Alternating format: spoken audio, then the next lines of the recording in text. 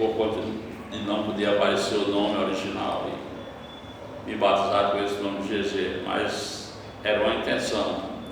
Na época tinha Gabriel Gonçalves, GG, e aí o pessoal me batizou com esse nome que era para enganar o povo. E o senhor veio morar em São Paulo, como o senhor estava falando? Eu participei da luta, pode-se dizer, um pouco armada no Nordeste brasileiro. Militei em organização de esquerda, militei em várias organizações e em 1969. Deixa eu parar um pouquinho, peraí. O gravador. Não precisa, não está funcionando. Pode continuar. Em 1969 eu fui preso 2 vezes. Fui preso no dia 4 de janeiro de 69, fiquei 45, 50 dias preso, fui solto. Quando foi no mês de setembro, fui preso novamente. A primeira prisão eu fui entregue aos boicotes, ao Exército Brasileiro. A segunda prisão à Polícia Federal. E aí, na prisão com a Polícia Federal, a coisa foi mais difícil, foi mais dura. Tortura física e psicológica. Os caras tentando arrancar alguma coisa da minha pessoa. E eu não me abri. Chegou um ponto aí, a tortura mais séria. Fiquei 5 dias sendo torturado. Só à noite, durante o dia era tortura psicológica. Na última noite de tortura eu não vi o final da tortura. Eu pesava na época uns 50 quilos, 49, 50 quilos. Era muito frágil, os caras achavam que tivesse matado. Só pegaram, jogaram dentro de um carro, jogaram dentro de uma prisão. Quando foi em torno de meio-dia, meio-dia, 1h da tarde, isso lá em João Pessoa, eles foram olhar o corpo e já levaram 1 metro para dar aula. Aí chegaram lá e estava vivo. Aí me levaram para um hospital do Exército. E lá no hospital, uma série de outras perguntas, uma série de tortura. Estava todo estourado nos olhos, o olho direito eu não enxergava nada, estava inchadão assim. E o médico enfiava o dedo sem nada dentro do olho para tirar o sangue coagulado do olho. Aí eu fiquei alguns dias sob coordenação deles, mas eles me deram o habeas corpus. E quando eles me deram o habeas corpus, eu não tenho sombra de dúvida que era para ficar me seguindo. Mas eu estava muito estourado. Voltei para o Alto Sertão, eu sou do Alto Sertão paraibano, sou de uma cidade do Caturé do Rocha. E lá eu não tinha amigos, não tinha amigas. Eu encontrava com alguém hoje, amanhã os pais tiravam fora, porque uma parte da cidade, boa parte da cidade ficou assim, dando um certo apoio, e a outra parte da cidade era contra. Uma cidade do Alto Sertão paraibano, onde se tinha na época os coronéis. Então, do lado que me apoiava tinha a família Suassuna, deram um grande apoio, assim. E do outro lado, com a perseguição, tinha a família Maia. E a família Maia mandava em Caturé do Rocha. Eles não eram só coronéis, eles andavam. Para vocês terem ideia, um certo momento, lá em Catolé do Rocha teve como se fosse uma guerra. De um lado a família Maia, do outro lado a família Suassuna, e ficaram assim em torno de 8, 10 dias trocando tiro, como se fosse uma guerra mesmo. Aí foi aí que o senhor veio pra cá? Não, aí eu já fiquei por lá, tá, uma boa, tá.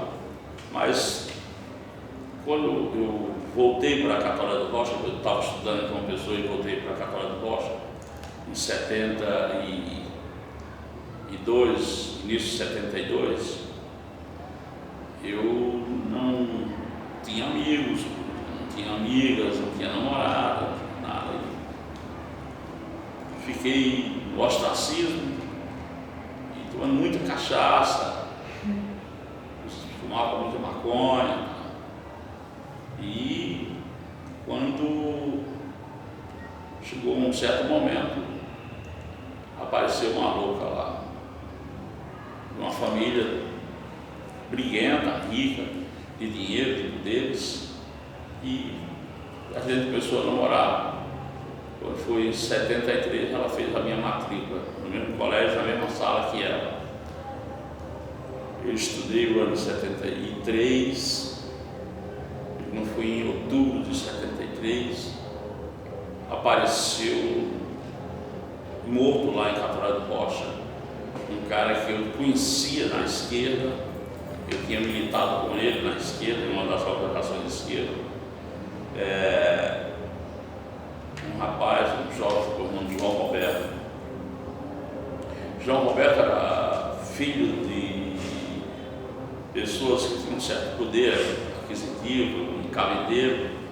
Para você ter ideia, o cara ele era filho do vice-prefeito de Cabedelo. E ele desapareceu mais ou menos uma semana. O corpo dele foi aparecer lá em Catolé do Rocha. Mas foi aparecer de uma forma assim, mais estranha possível. Porque João Roberto ele era um cara que cruzava a Avenida Atlântica lá em Cabedelo e caía dentro do mar. E apareceu como se fosse afogado. Um cara que nadava no mar, tudo. E aí de repente aparece o corpo dele num riacho com 1,20 m de água, com 2 de largura. Suspeitíssimo, né? O riacho mesmo ali estava claro que foi assassinado, e tanto que não deixaram a família fazer lavagem no corpo dele. Mas depois a gente ficou sabendo por uma mulher que fez a lavagem no corpo dele, que ele tinha um furo de calibre 22 na nuca. Ou seja, mataram o cara e jogaram no riacho. E a mulher que me torturava psicologicamente, da Polícia Federal, foi para lá, para a Catolé do Rocha.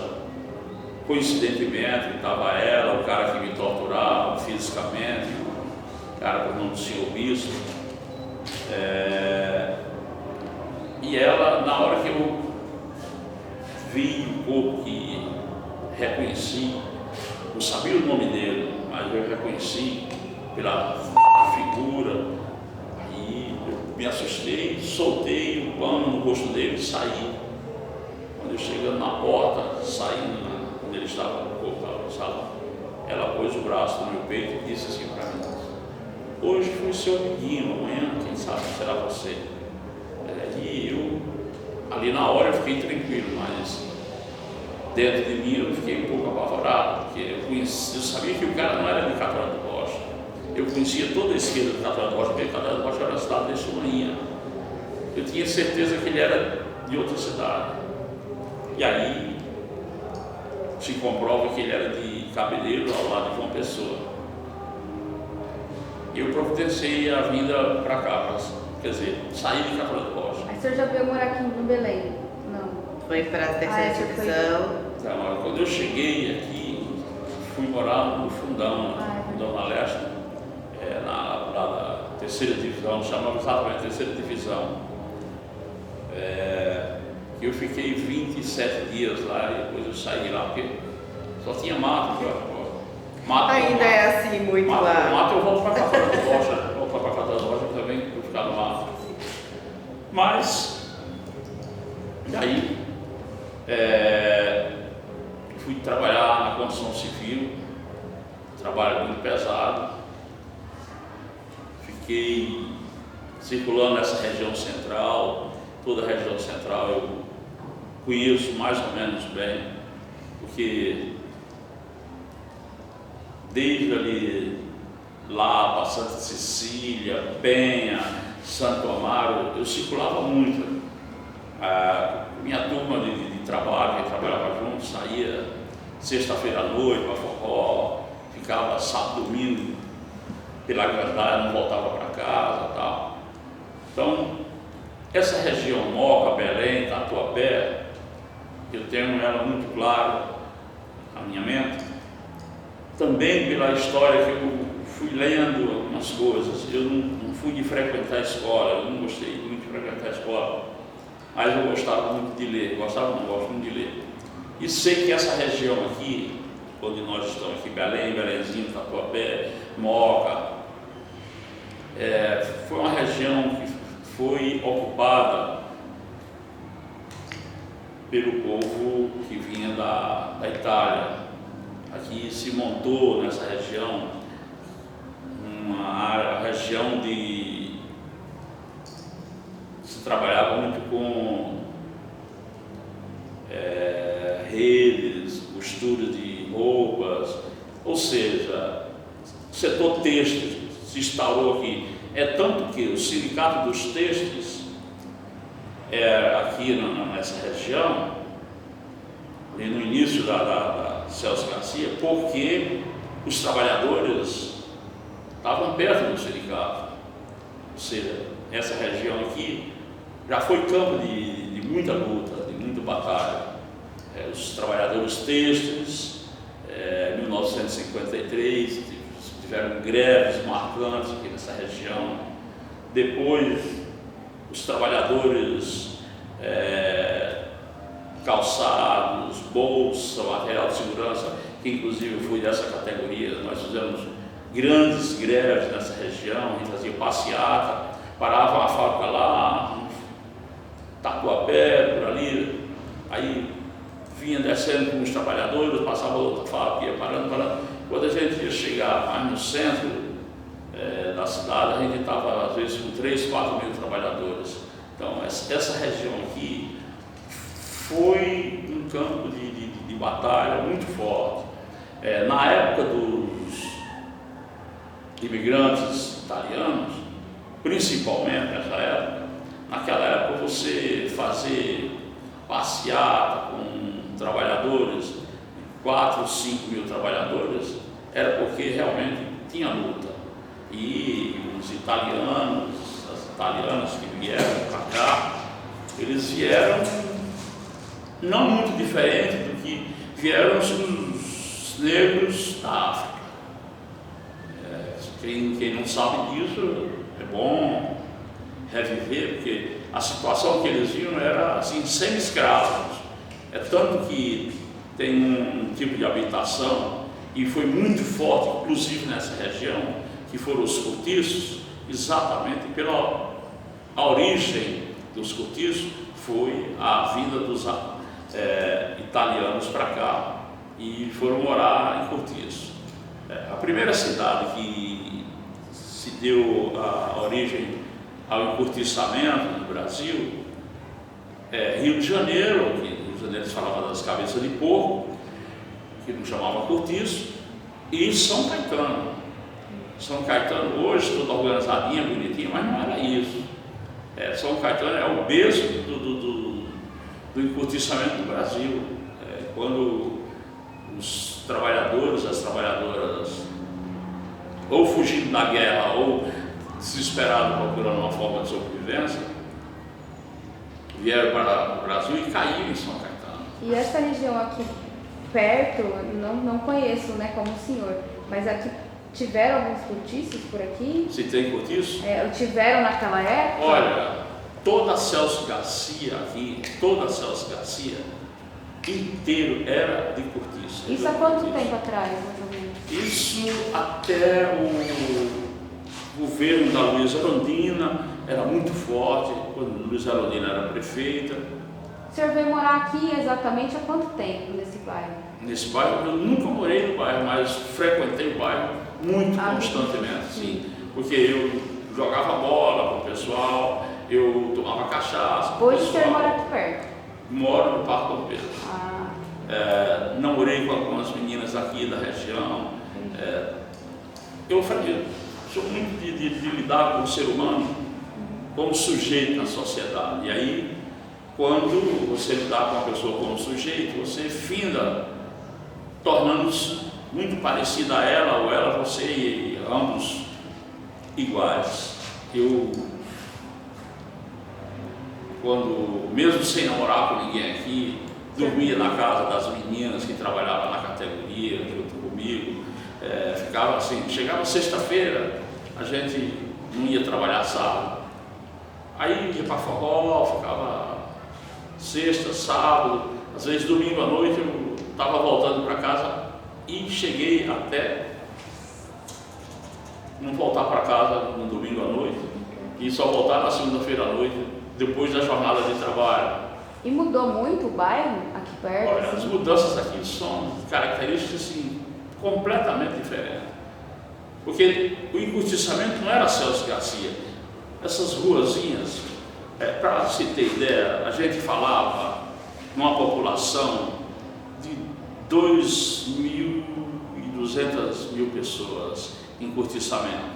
No governo da Luiza Erundina, a gente chegou a fazer algumas coisas que no nosso entender era importante, que era a tentativa de tirar o pessoal dos cortiços e morar com dignidade. O casarão da Celso Garcia, que